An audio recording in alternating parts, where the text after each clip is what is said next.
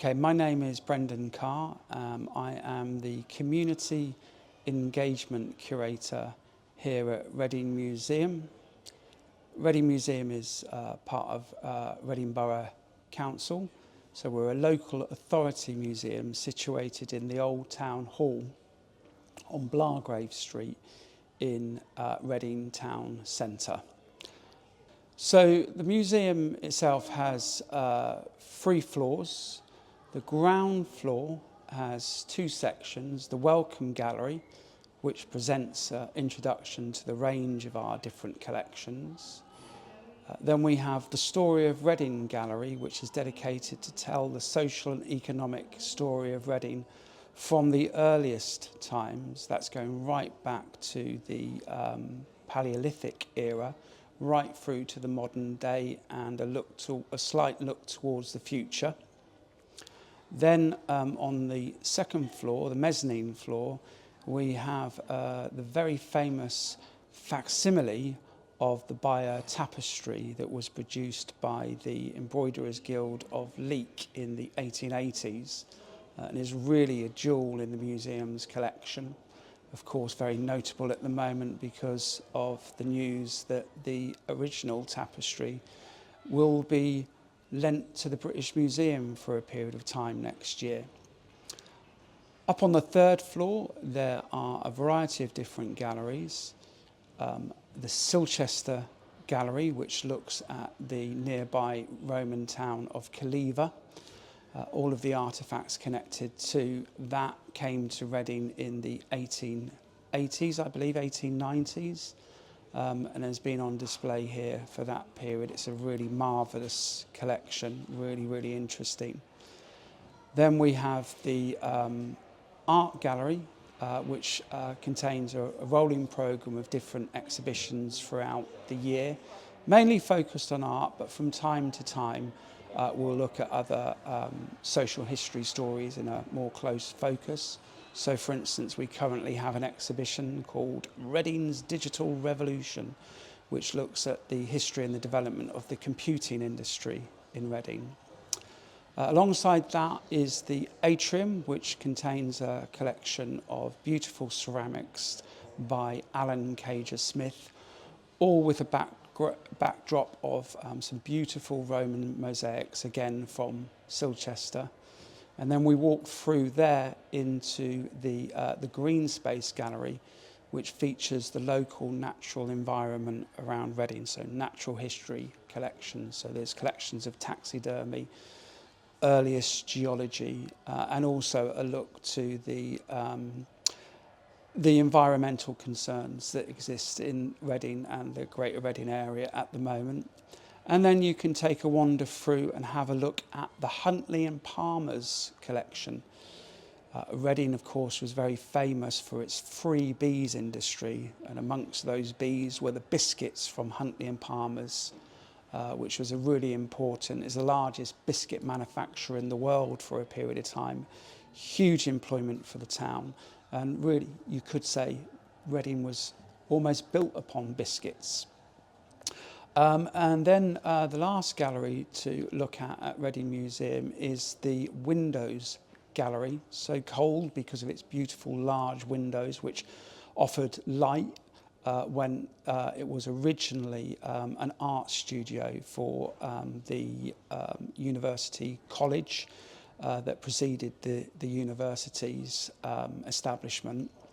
So that's a really beautiful room, and we use it today for displaying examples of the museum's very important collections of sculpture. And amongst those, we also feature some of the Romanesque carved stone that came from the Abbey. But here on the ground floor, the Story of Reading Gallery has very important features relating to the story of the foundation of Reading Abbey, its development over the 400 years of its existence here in Reading. Tells the story of its dissolution in the 1530s, and then takes the story forward about how Reading recovered during the 16th and the 17th century and then became a well-known market town, And then through the Industrial Revolution, with the development of those big freebies industries and the growth of the railway network and how the Industrial Revolution played out here in Reading. And then the final section is called Towards a Silicon City. So although Reading has never managed to acquire city status, it is the largest town in the country.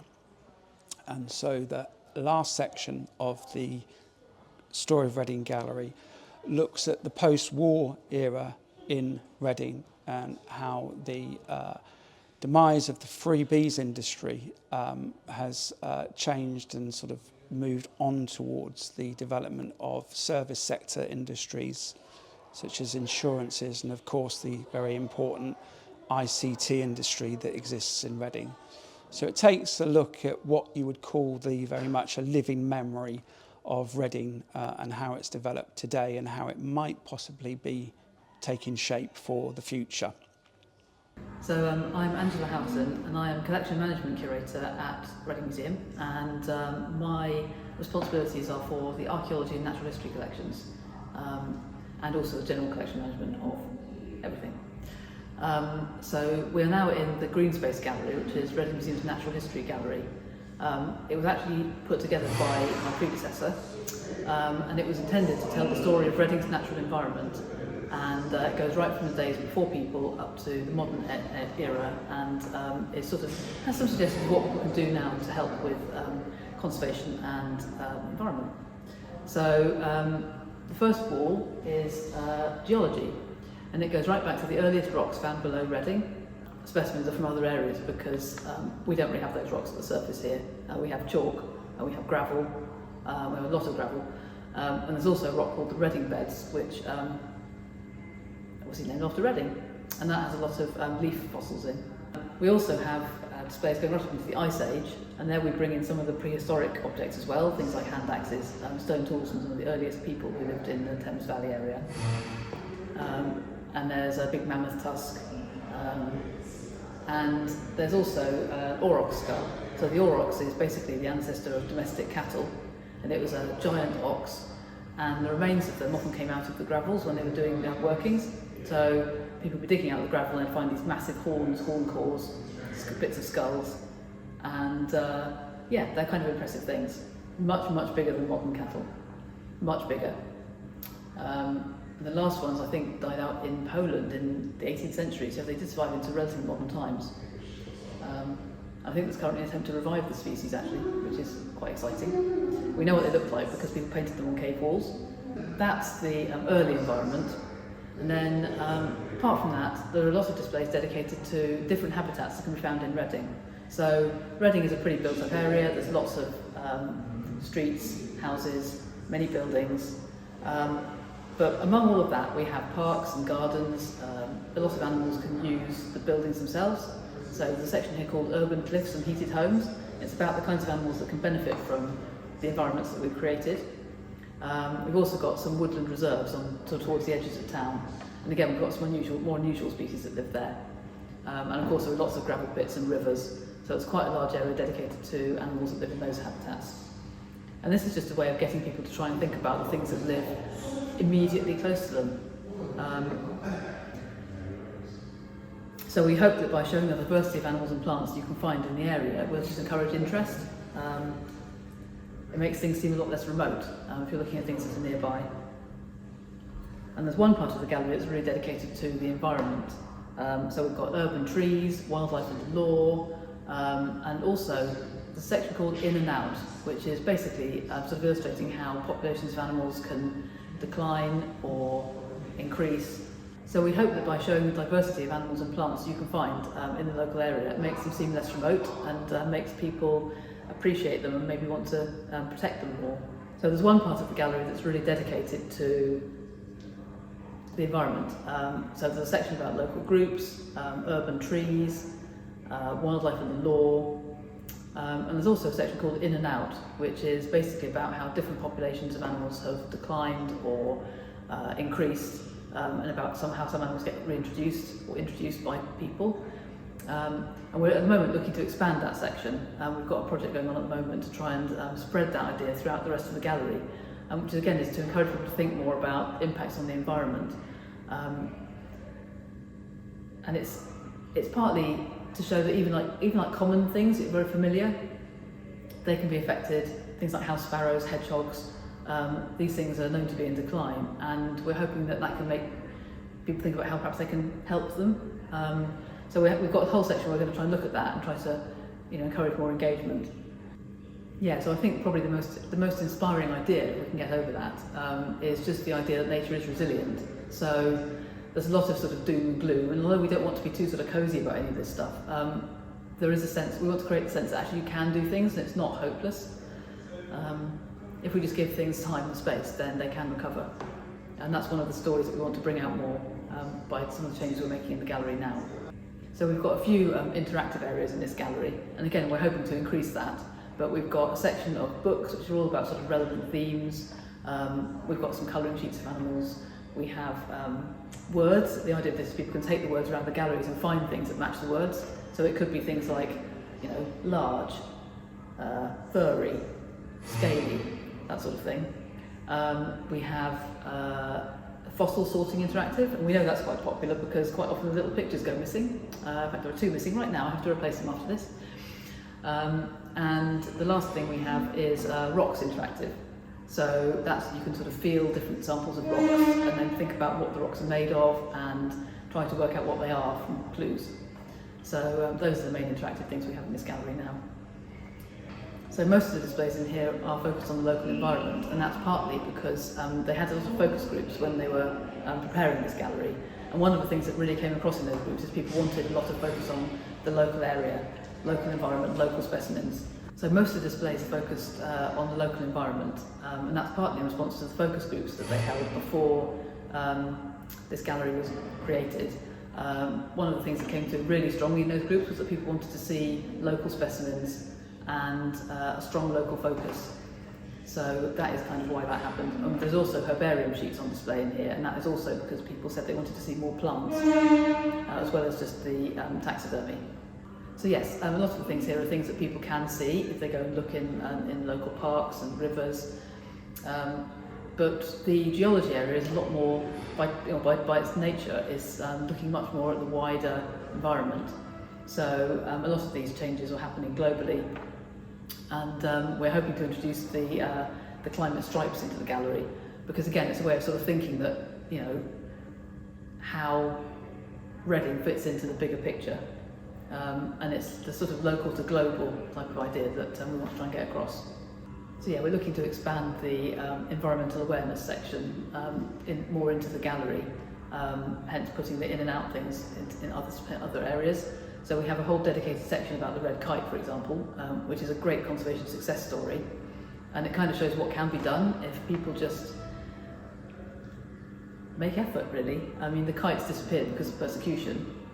The reintroduction in Chilterns was incredibly successful, and people often wonder about that and are surprised, but really all that's happened is people have just stopped killing them, then you put them back, the habitat is perfect for them, so naturally we now have very many of them. And then it gets to the point where people start asking questions about them and saying, are there too many? Which is a hard question to answer, because what is too many anyway? But there are a lot of myths about them, which we also hope to try and correct. So people often talk about them and say things like, oh, are they going to attack pets? Because they're very big birds, they have a huge wingspan, sort of 6-7 foot wingspan. They're really big if they get close to you, but they're not particularly strong. Most of it is feathers, they're not very big or heavy, sort of underneath the feathers. They have very small feet, so they're probably not going to be able to carry off your dog. And I think that's one of the other messages we want to try and get across. If we can only do like one small thing, we can inspire people in one small way, then we've done a good job.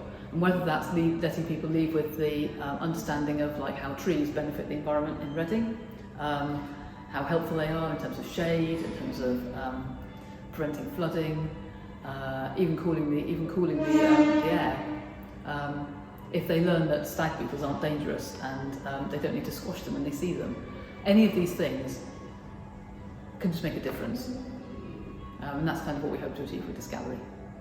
So we're here in the Sir John Medeski Art Gallery at Reading Museum, inside the current exhibition, the current temporary exhibition, Reading's Digital Revolution, which is intended to take a look at how Reading's very well known and very important and huge computing industry began in Reading, how it evolved over the past 60 years, and a little bit of a look at what the future might hold for the ICT industry.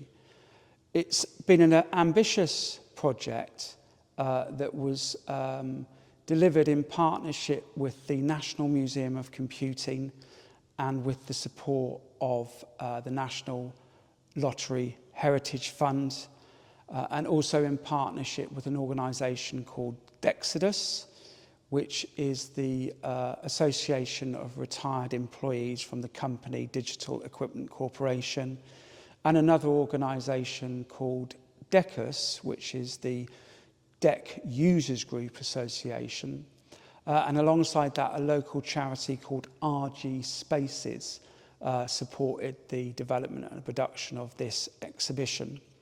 The exhibition is just one component of the project that we felt was going to be really important, because we discovered that very little work had been done so far to establish any narrative about how Reading has become such an important centre for ICT. It's a really important part of Reading's economic identity.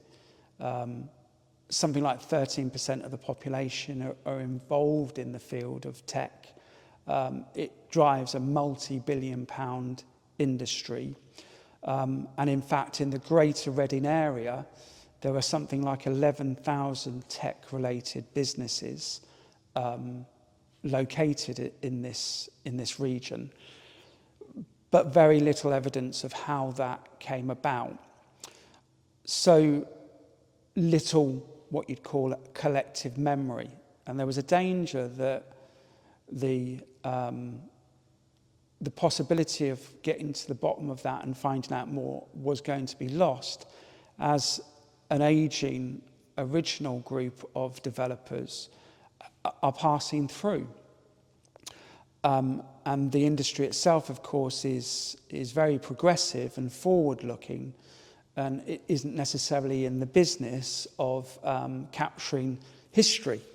So the partnership with the National Museum of Computing and with LXXXII was very important in terms of our being able to find out about how Reading became the tech town that it is today. It's the Silchester Gallery, where we're standing now.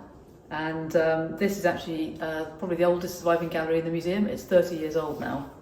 So we recently did some consultation with a lot of local groups about potential redisplay of this gallery, because it's looking a bit tired now. So we had a lot of feedback from people at what they thought about the gallery, and I have to say most of it was to do with the general environment of the gallery and the light and the dark and all of those things, rather than the specific objects. But we do know that there are some objects in here which are individually really important to people. So we have the Silchester Eagle, which was featured in Rosemary Sutcliffe's book. Objects in the gallery that's important to people is the Silchester Eagle, which was featured in Rosemary Sutcliffe's book, The Eagle of the Ninth. And that was actually inspired by seeing the eagle in the gallery here.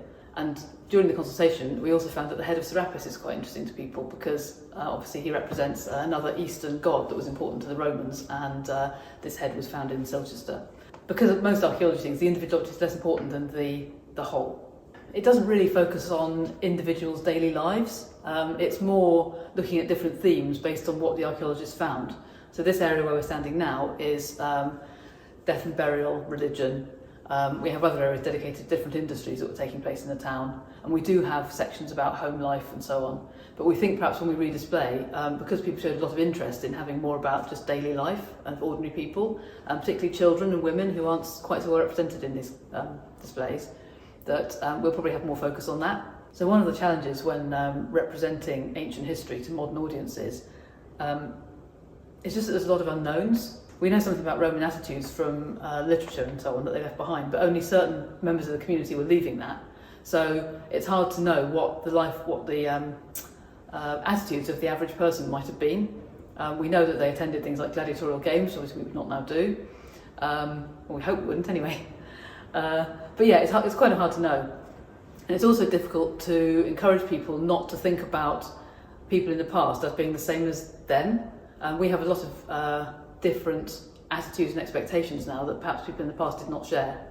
And I think it's quite difficult in a gallery environment to sort of encourage people to think about that and think, not what would I think if I was living in Roman times, but what did they think in their times? So in this gallery we have a few interactive elements. So this is a new one, which is some replicas that we've made of some of the objects in the Silchester collection, ones which are not currently on display.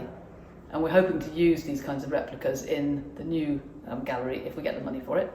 But at the moment we have costume, which is really popular interactive, and we have some scents, herbs that people use in the kitchens. Some of these were introduced by the Romans, so that's quite an interesting thing. And there are also some board games, and we obviously have the board game there, and we also have a game people can play. So most of these objects came from the excavations that took place between about 1860 and 1920. Some of the items have been treated, in fact probably a lot of them have really, but we don't have good records of a lot of the treatments because they were done at the time, and a lot of the techniques were not ones we would use now. But we know that, for example, the ironwork was given some kind of coating to protect it from corrosion. At the moment, there's one small section about the actual archaeology. It's obviously a very important part of the story of Silchester. In the redisplay, we hope to have a bit more about that, and about how the different periods have each added something new to the knowledge, and the different ways in which archaeology was done and interpreted, and how that changes things. And the entrance to this gallery, we do have a small section about the excavators, what they did, and the whole beginning of it. There's a nice little visual thing where they're showing it almost as an excavation. Yeah, you can almost see at the beginning they almost made something that looks a bit like the side of an archaeological trench. So you can see bits of objects sticking out of the walls. The interpretation of archaeology can be quite difficult because it's often very speculative anyway. We often don't really know exactly what something was used for, or who was using it, or even sometimes how old it was. So we can't always guarantee that what we're saying is accurate, but we do need to make sure that if we're trying to tell engaging stories, we don't get too carried away with that and end up being misleading or misinforming people, giving people the wrong idea. And the other thing about this gallery that's interesting, in terms of what we're displaying and what we're not, is that we don't have very much about things like gladiators or the army, and those are things that a lot of people are really interested in about the Romans. But the fact is we don't have very much material from Silchester that represents those things. So even though Silchester had an amphitheatre, we don't really have any material from it. The amphitheatre was excavated in the 70s, and our collecting of material stopped at that point, so we don't have any of that. So we can't really tell those stories, which is a bit sad because people love that. And the other area that people find fascinating is, well, children particularly, they love the idea of a communal toilet and sponges on sticks. So yeah, we can't represent that either. But it is something that I think they quite enjoy in the school sessions.